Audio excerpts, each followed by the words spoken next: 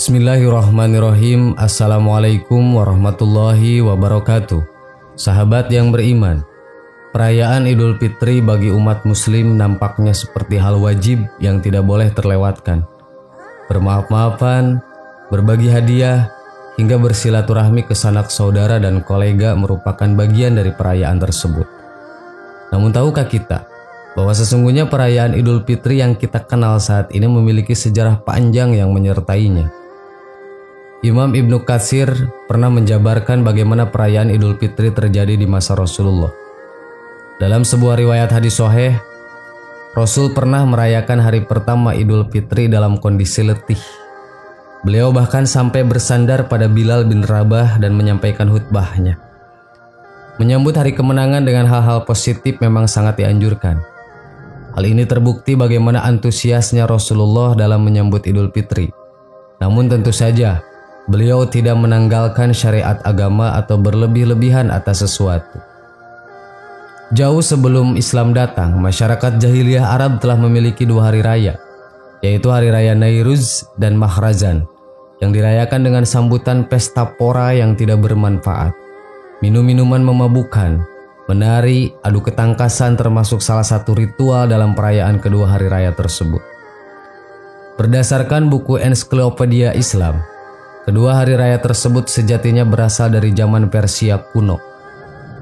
Di kemudian hari Rasulullah mengganti kedua perayaan masyarakat Arab itu dengan hari raya yang lebih baik, yakni Hari Raya Idul Fitri dan Hari Raya Idul Adha.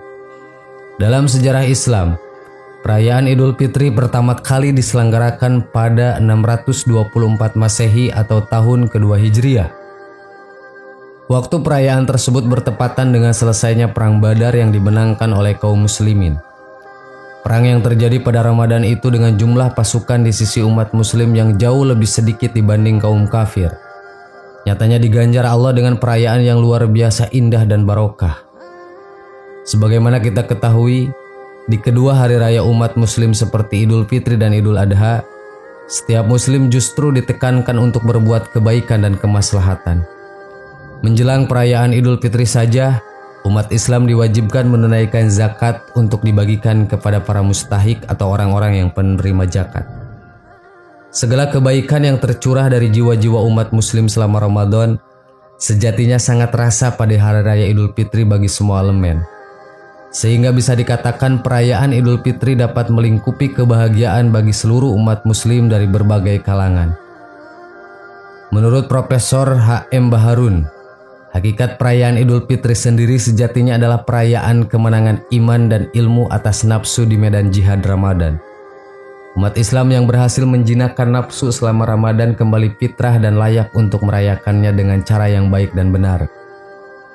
Pada dinasti Abbasiyah, perayaan Idul Fitri dilakukan dengan rangkaian kegiatan yang meriah. Biasanya pada zaman tersebut, perayaan dilakukan selama 3 hari yang diakhiri dengan menyantap beraneka ragam makanan halal yang disajikan. Dalam buku Empire of the Islamic World karya Robin Santos dijelaskan, umat muslim berada di jalan-jalan kota Baghdad dihibur dengan penampilan para musisi dan penyair yang menunjukkan kebolehan mereka.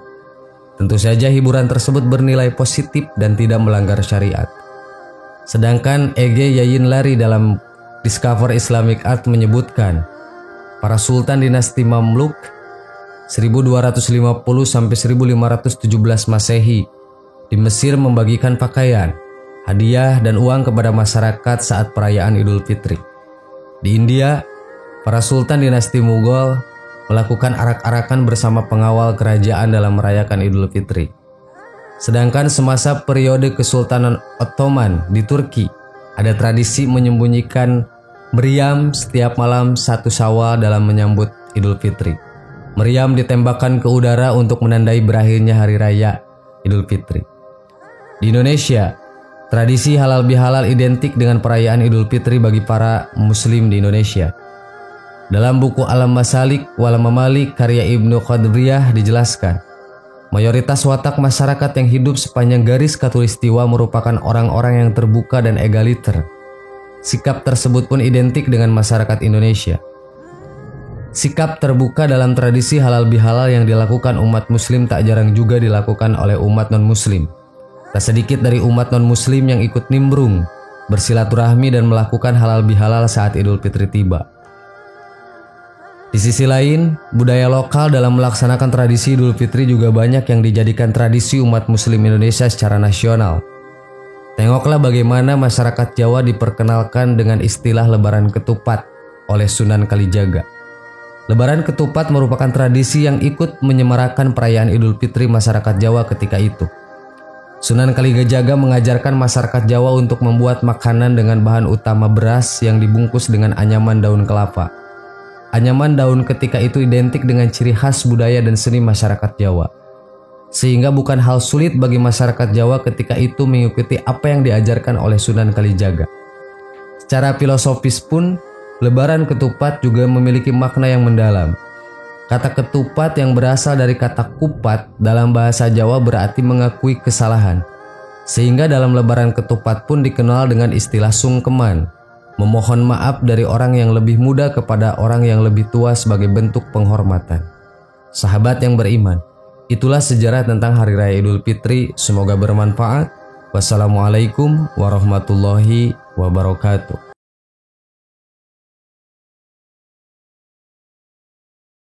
Bismillahirrahmanirrahim. Assalamualaikum warahmatullahi wabarakatuh. Sahabat yang beriman, Hari Raya Idul Fitri menjadi momen paling bahagia bagi umat Islam. Akan tetapi bukan berarti momen tersebut kita harus larut dalam kegembiraan sehingga lalai untuk melaksanakan ibadah kepada Allah. Silahkan bersuka cita saat Idul Fitri, akan tetapi jangan sampai membuat diri lupa untuk beribadah pada hari tersebut. Berikut adalah 7 amalan sunnah yang bisa diamalkan pada Hari Raya Idul Fitri. 1. Melaksanakan sholat Id. Baik laki-laki maupun perempuan sangat dianjurkan melaksanakan sholat Id saat Hari Raya Idul Fitri. Hukum sholat ini adalah sunnah muakkadah atau sunnah yang sangat disunahkan. Sejak tahun kedua Hijriah, Rasulullah sendiri selalu melaksanakannya sampai beliau wafat.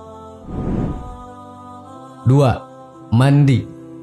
Sunnah untuk mandi bagi laki-laki atau perempuan saat Idul Fitri, termasuk perempuan yang sedang haid atau nifas. Waktunya dimulai sejak tengah malam hari raya sampai tenggelam matahari esok harinya. Berikut adalah niat mandinya. Bismillahirrahmanirrahim. Nawaitu ghusla li Idul Fitri sunnata lillahi ta'ala. Artinya, aku niat mandi karena masuk Hari Raya Idul Fitri sunnah karena Allah. 3. Menghidupkan malam Idul Fitri dengan beribadah. Orang yang menghidupkan malam Idul Fitri, hatinya tidak akan mati saat banyak orang yang telah mati hatinya. Ada 3 pendapat terkait cara menghidupkannya. Pertama, kegiatan ibadah malam Idul Fitri lebih dominan. Kedua, cukup dengan beribadah sesaat.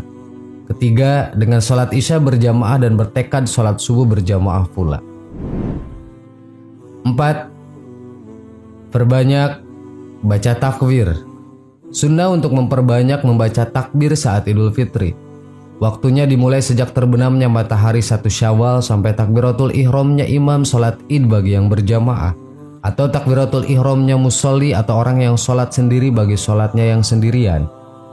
Pendapat lain menyatakan waktunya habis saat masuk waktu sholat Id yang dianjurkan, yaitu ketika matahari naik kira-kira 1 tombak, baik imam sudah melaksanakan takbiratul ihram atau tidak. 5. Makan sebelum berangkat sholat Id. Sebelum berangkat untuk melaksanakan sholat Id, seseorang dianjurkan untuk makan terlebih dahulu. Orang yang meninggalkan anjuran ini hukumnya makruh. 6. Membedakan rute pulang pergi sholat Id. Dianjurkan rute sholat Id untuk dibedakan dengan rute yang dilalui ketika pulang. Rute keberangkatan juga dianjurkan agar lebih panjang dari rute pulang. Di antara faedahnya adalah supaya lebih memperoleh banyak pahala dalam perjalanan ibadah. 7. Berhias. Umat muslim dianjurkan untuk berhias sebagai bentuk ekspresi bahagia pada hari Idul Fitri. Cara berhiasnya seperti dengan memotong kuku, mandi, mengenakan parfum, dan mengenakan pakaian terbaik. Dianjurkan pakaian berwarna putih. Sahabat yang beriman, Itulah 7 amalan di Hari Raya Idul Fitri. Semoga bermanfaat. Wassalamualaikum warahmatullahi wabarakatuh.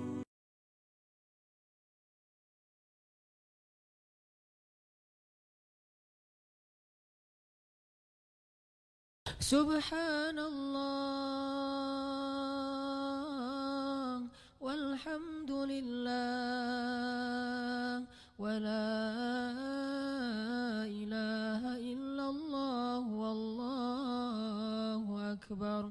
Subhanallah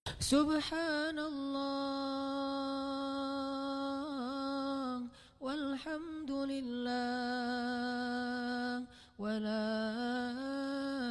ilaha illallah wallahu akbar. Subhanallah.